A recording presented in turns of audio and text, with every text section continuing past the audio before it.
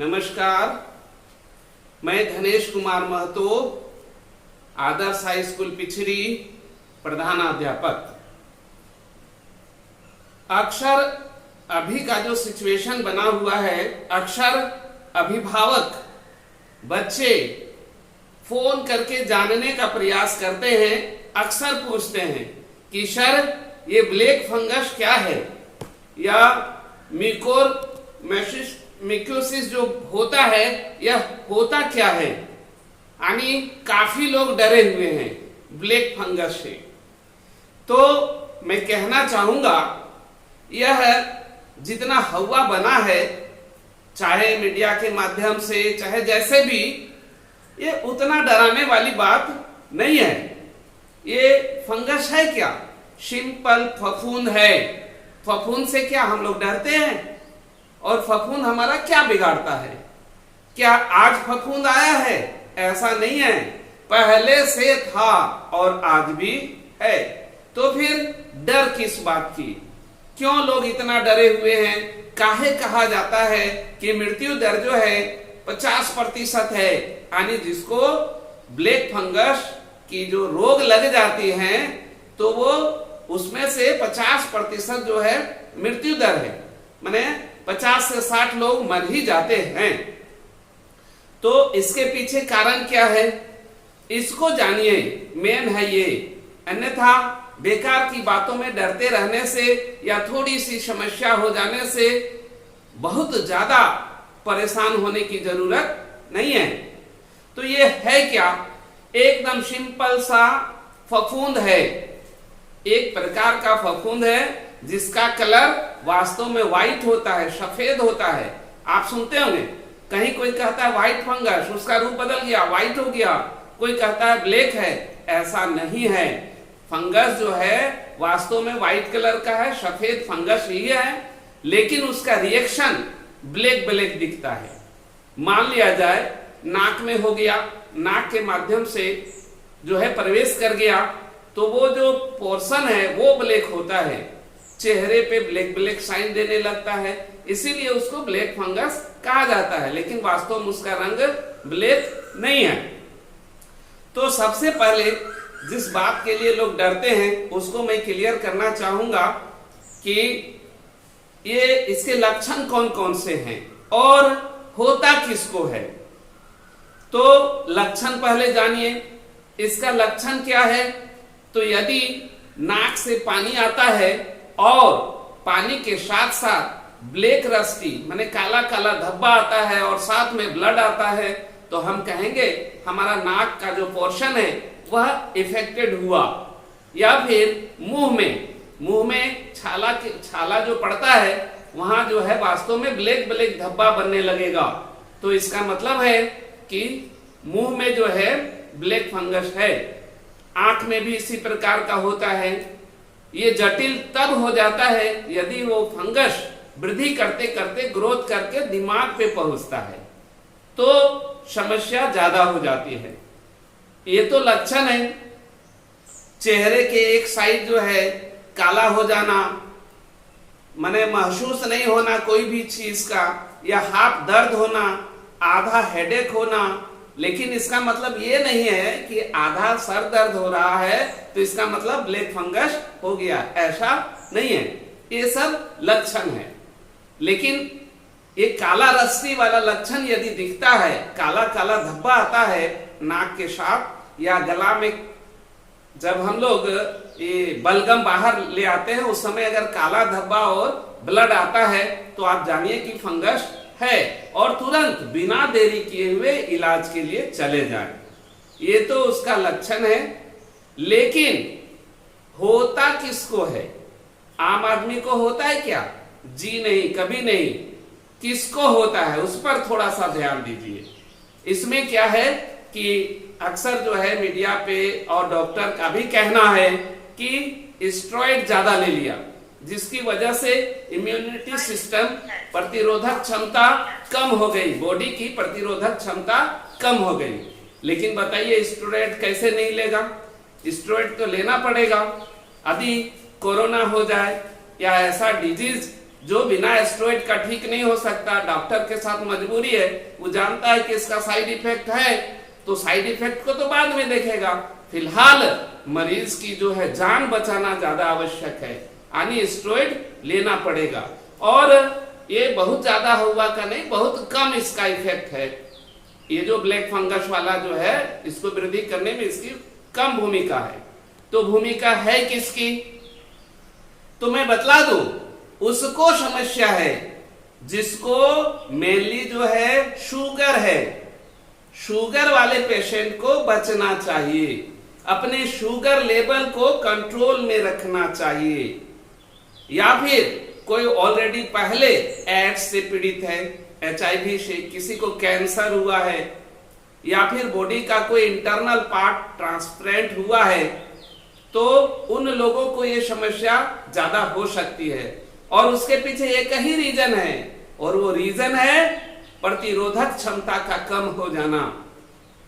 मैं बतला दूं, यदि प्रतिरोधक क्षमता पर्याप्त है तो ये ब्लैक फंगस क्या, कोरोना हो या कोई भी बीमारी, आपको कुछ नहीं बिगाड़ सकता। और आम आदमी का जो सिचुएशन होता है वो ब्लैक फंगस से लड़ने का होता है। अब इससे बचे कैसे, बचना तो संभव है नहीं। ब्लैक फंगस है कहां, या ये जो फंगस, ब्लैक फंगस नाम भले हो, लेकिन ये फंगस है कहां, ये तो हवा में भी है।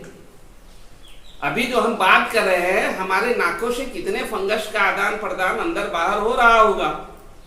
और ऐसा कोई भी एनवायरनमेंट नहीं है जहां पर ब्लैक फंगस नहीं है।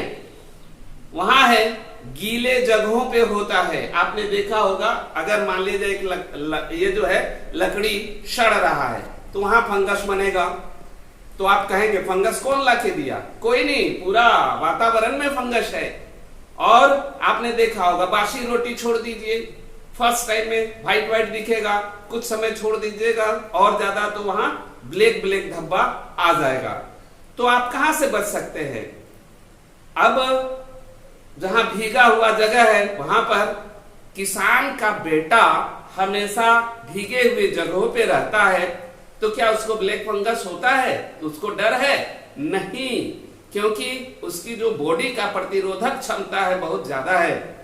तो इसीलिए हमारा मानना है कि केवल ब्लैक फंगस ही क्यों, कोई भी बीमारी नहीं होगा यदि आप अपनी प्रतिरोधक क्षमता को बढ़ाकर रखें। ठीक उसी प्रकार मान लिया जाए हमारी सेना के पास पर्याप्त हथियार है, ढेर सारे ताकतवर, हमारा सेना भी ताकतवर है, ये केवल होगा नहीं है।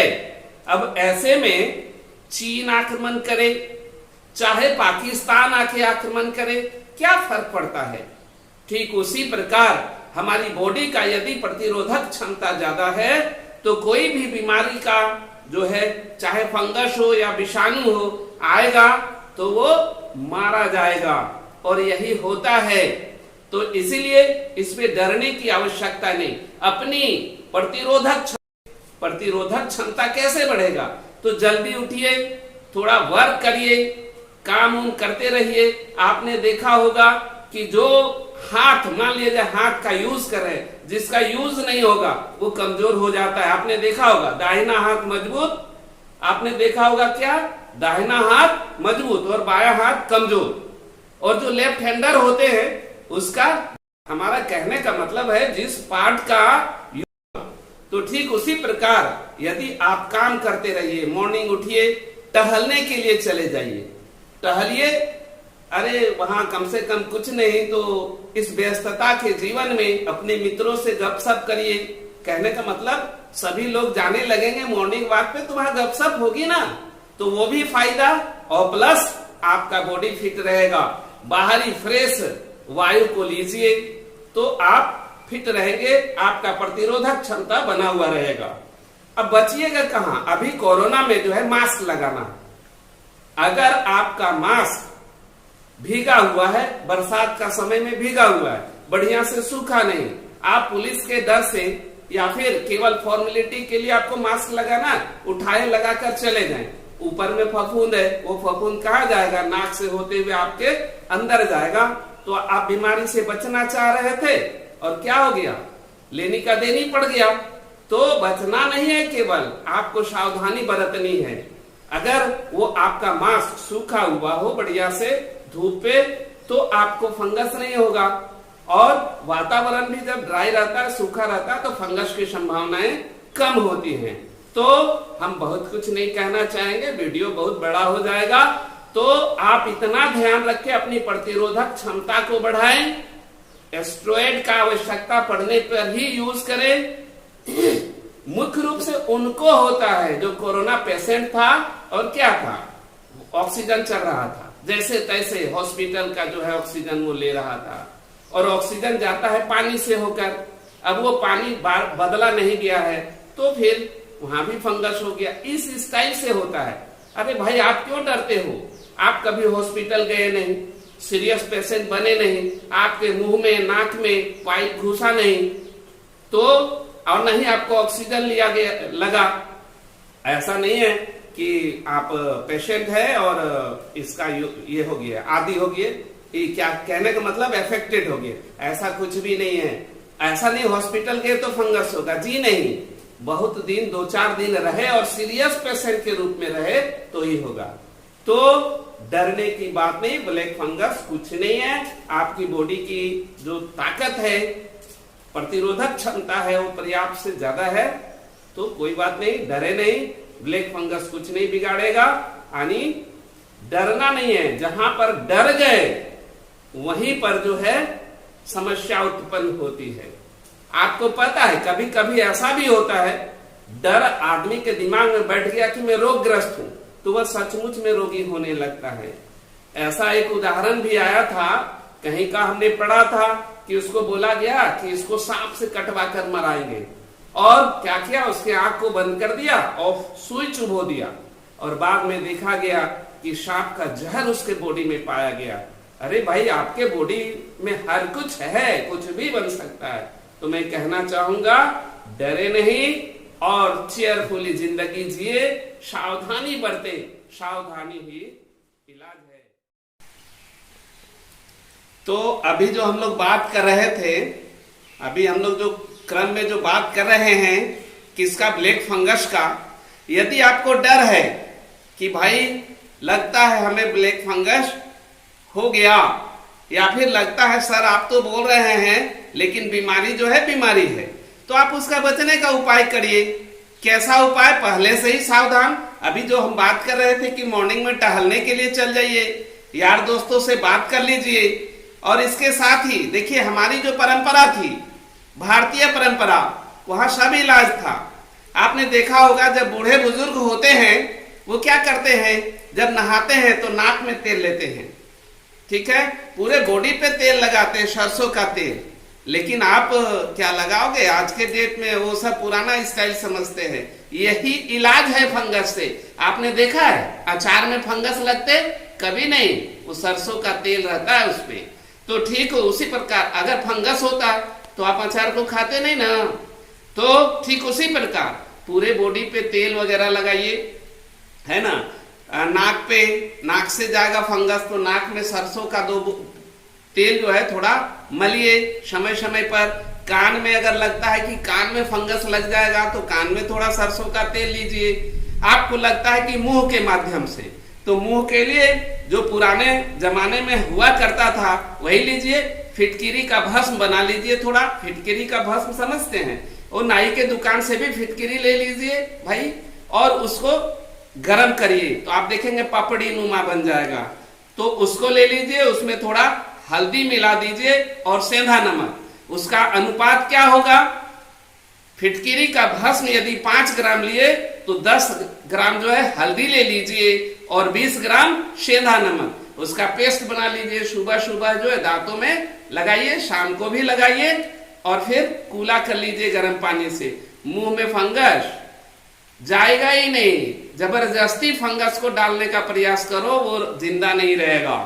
तो ये है आंख में यदि लग रहा है कि ब्लैक फंगस है, आंख में यदि ब्लैक फंगस का लग रहा है तो 1-1 बूंद गाय का घी डाल दीजिए, ब्लैक फंगस कभी नहीं होगा। और और यदि कमजोरी हो रहा है, कमजोर लग रहा है आपका बॉडी, तो स्वाभाविक है कि अगर कमजोरी आएगा तो वो सिस्टम जो है प्रतिरोधक क्षमता घट जाएगा। तो इसके लिए आप क्या करिए, कमजोरी को दूर करने के लिए 6 मुनक्का लीजिए, 4 काली मिर्च लीजिए, हल्दी वाला दूध का यूज करिए। आप कभी बीमार नहीं पड़ेंगे और आपकी प्रतिरोधक क्षमता बढ़ता रहेगा। देखिए फफूंद कहाँ लगता है, जो बासी हो, रखा हुआ हो। तो अपने बॉडी को तरोताजा रखिए, काम के माध्यम से हो, चाहे खान पान में जो है, खान पान में ताजा खाना खाइए, फफूंद से मुक्त रहिए। आप अपने बॉडी को बासी रहने दो, देर रात तक, देर सुबह तक सोए हुए हो तो क्या है, बासी रोटी की तरह ढेर देर तक अस्थिर पड़ा हुआ बॉडी जो है वहां फफूंद लग गया। ओके, तो डरिए नहीं।